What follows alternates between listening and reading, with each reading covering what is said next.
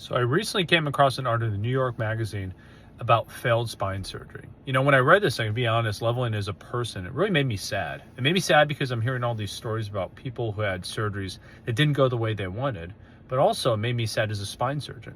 I'm not lost on me that there is this mentality in certain circles that spine surgery, especially spinal fusion, doesn't help people.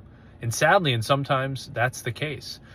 Failures that I've seen here talking to patients who've had prior surgeries elsewhere that came to seek me for another opinion is that one of the biggest things is the diagnosis. A lot of times they tell me their doctor just looked at their images and said, hey, you need this procedure. They had it done and they weren't better. The reality is good healthcare, especially good spinal healthcare, it's not just looking at images and trying to get the answer from that. It's about examining a patient, listening to them, figuring out where they are on their spinal health journey, combining it with their images, and then ultimately forming a partnership saying, for not just now, but for the future, how do we get you to achieve your goals? So one of the things is just proper surgery requires a proper diagnosis beforehand.